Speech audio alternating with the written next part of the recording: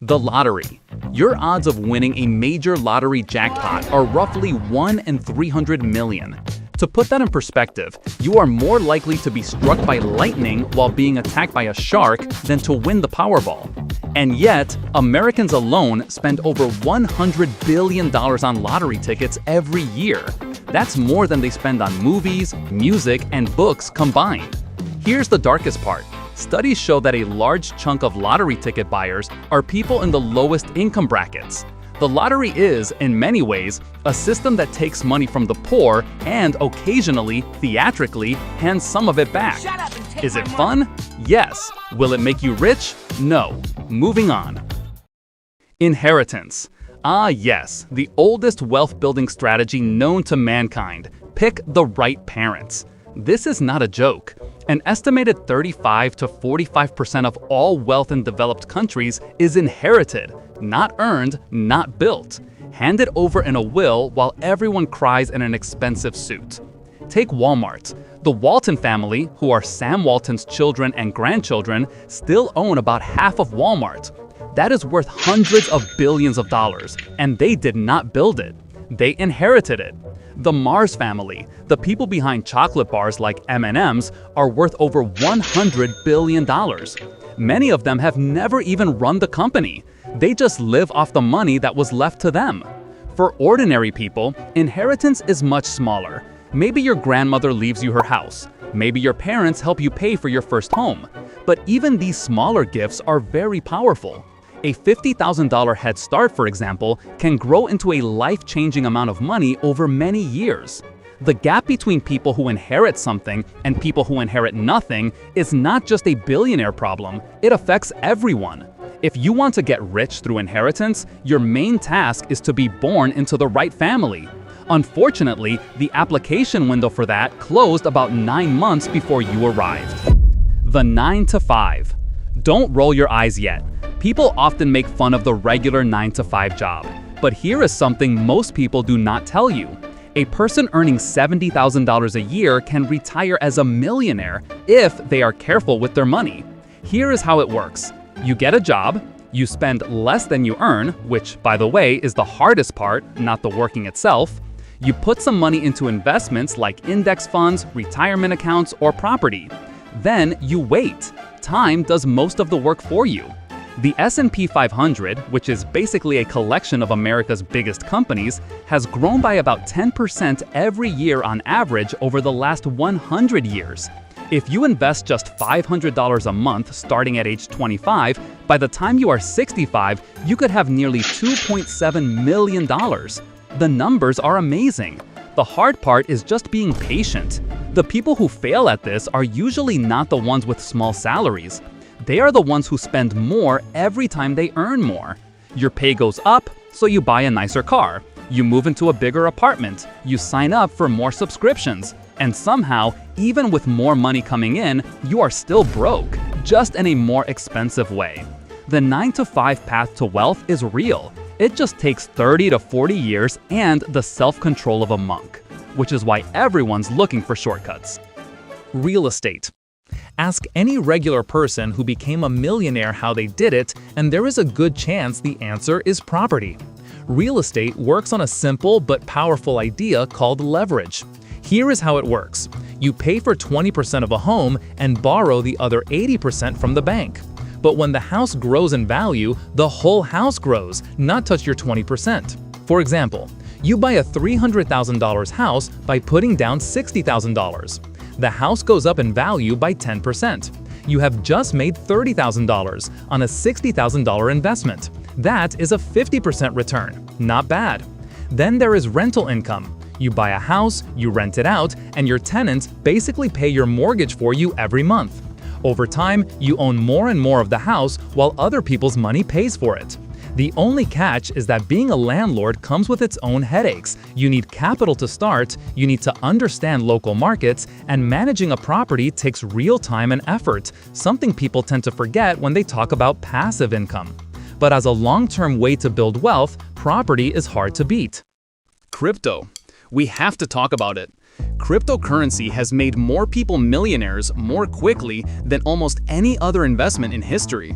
It has also wiped out more people's savings, ruined more investments, and caused more arguments at family dinners than almost any other investment in history. And sometimes the very same person went through both. The most famous early Bitcoin story goes like this. In 2009, a man named Christopher Koch bought 5,000 Bitcoin for just $27. Then he forgot about them completely. 4 years later, in 2013, he heard about Bitcoin on the news and suddenly remembered. He dug up his old password and found that his coins were now worth nearly $900,000. He sold a fifth of them, bought an apartment, and never had to explain himself to anyone ever again. But then there is the other story. Everyday people putting their money into coins with names like SafeMoon and Shiba Inu at the height of the hype, and then watching 90% of their money disappear within just 6 months. Crypto can be a real way to build wealth, but the people who have consistently made money from it are usually one of 3 types. People who got in very early and held on through all the ups and downs, people who actually built the technology and platforms, or experienced traders who understood the risks and never bet their life savings on a coin with a cartoon dog on it. The lesson is not that crypto is good or bad. The lesson is this: investments with big rewards also come with big risks, and the people who lose are almost always the ones who joined late, followed the hype, and had no plan for when to get out. Content creation. The internet has created a completely new way to get rich that did not exist 20 years ago. It is fair and unfair at the same time. Anyone can try, but not everyone wins. Take MrBeast. His real name is Jimmy Donaldson. He started making YouTube videos at age 13. For years, he made almost no money, but he studied deeply how YouTube works, kept improving his videos over and over, and put every dollar he earned straight back into making bigger and better content. Eventually, he became the most followed individual creator on all of YouTube. His estimated net worth today, over $700 million from making videos. But here is the part most people get wrong. MrBeast is not a normal success story. He is an extreme exception, the same way Michael Jordan is an exception in basketball. He is not proof that YouTube is an easy or reliable path to wealth. He is proof of what is possible at the very, very top. So what is actually realistic? A creator with around 500,000 loyal followers can earn anywhere from $500,000 to several million dollars a year through ads, brand deals, merchandise, online courses, and memberships.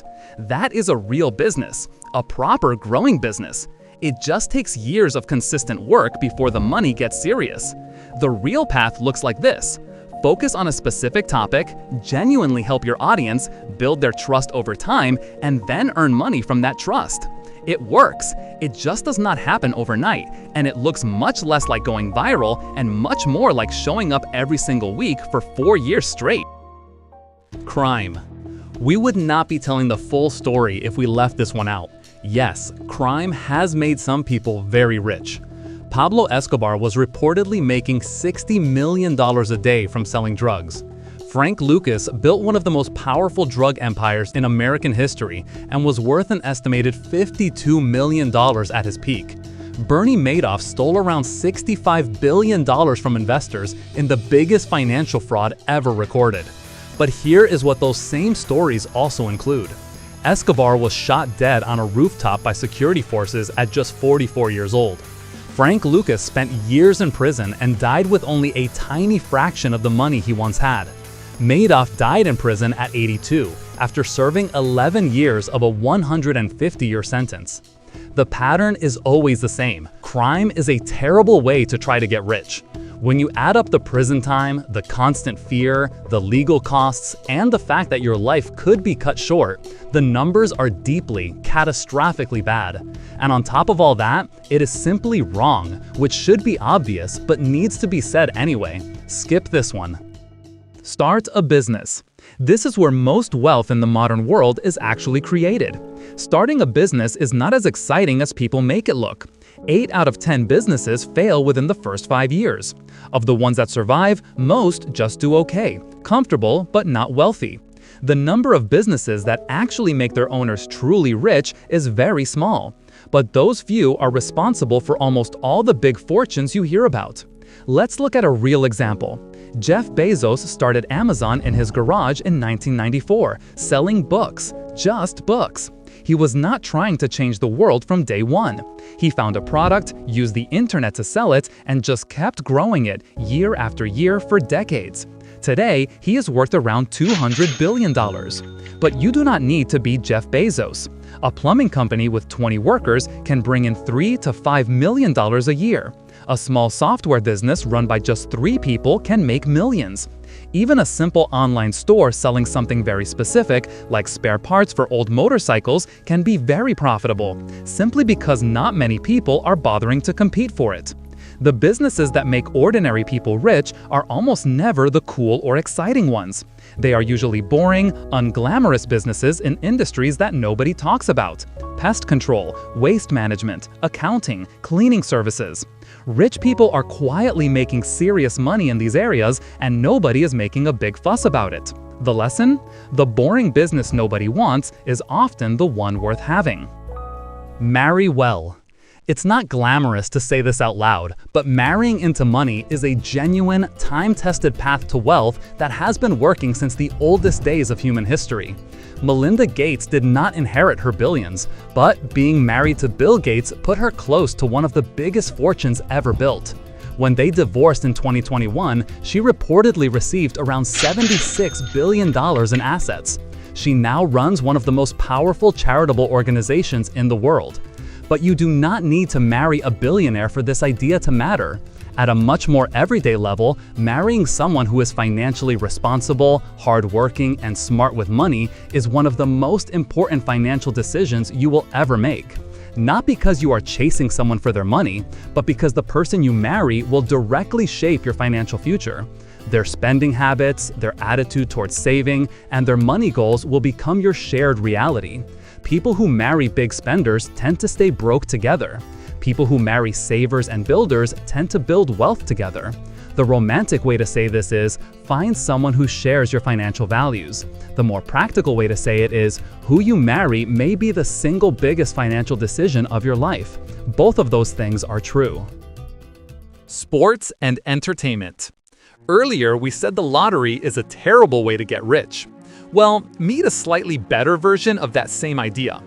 Professional athletes and entertainers are living proof that rare, natural talent, combined with years of extremely hard work, can take someone from having nothing to building generational wealth in just 10 years.